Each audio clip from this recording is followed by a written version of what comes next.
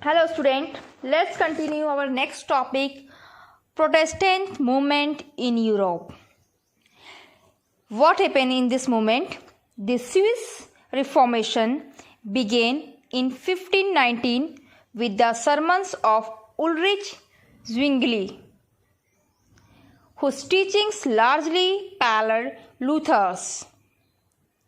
In 1541, John Calvin, which is a French Protestant who had spent the previous decade in exile writing his Institute of the Christian Religion, was invited to settle in Geneva and put his reformed doctrine, which stressed God's power and humanities. The result was a theocratic regime of enforced austere morality.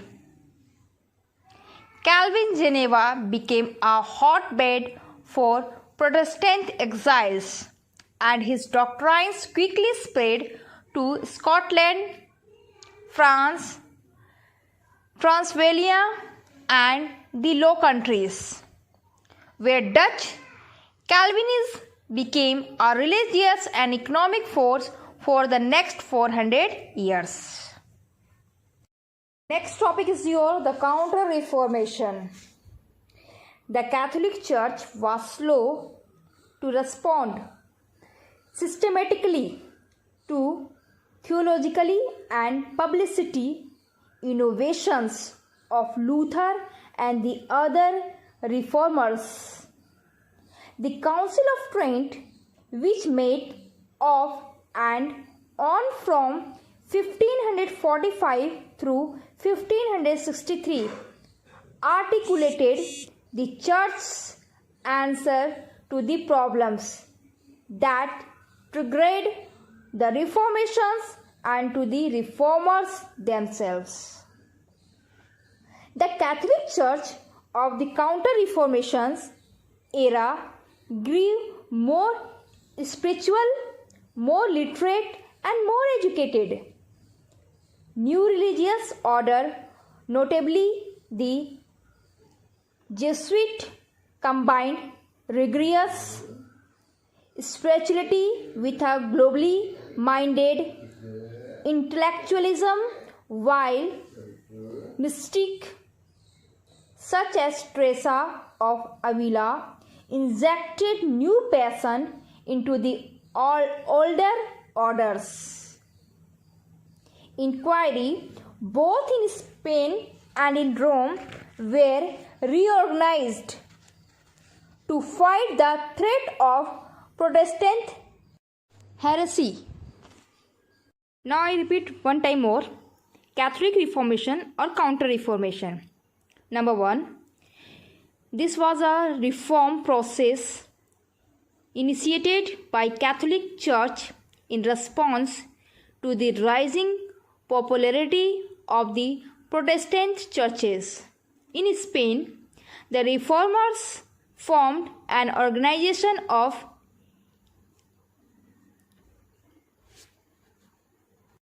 clergymen to work as soldiers of Jesus.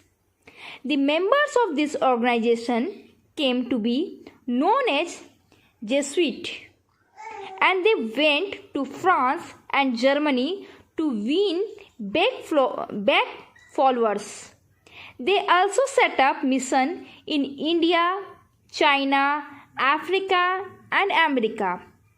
Second important point: important leaders in this movement were reformers such as Ignatius of Loyola, who founded new religious orders, and two popes, Paul III and Paul IV, who took action to reform and renew the church from within.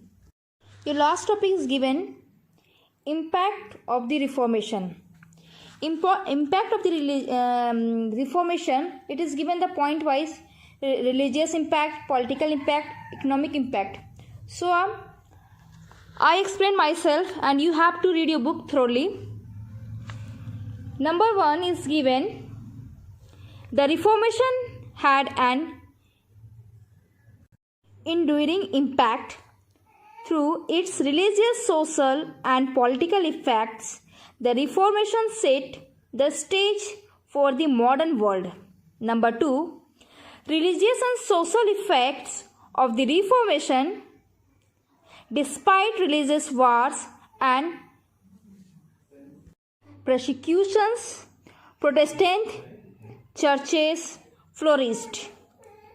Third, both Catholics and Protestants gave moral emphasis to the role of education in promoting their beliefs. This led to the founding of community schools and new colleges and universities throughout Europe.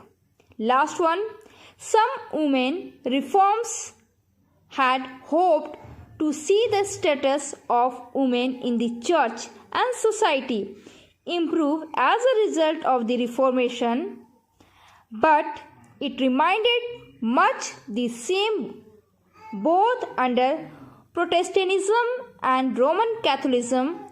Women were still mainly limited to the concern of home and family. Student, your chapter is completed. I hope you understand well, and it's my request you have to read your book thoroughly. If you have any doubt of any type of point, you will ask to me anytime. But first of all, you have to read yourself, you have to understand yourself, and then you will ask to me. Without it, it is not possible to understand your chapter, because history and you are in 8th standard. So be sincere. Thank you.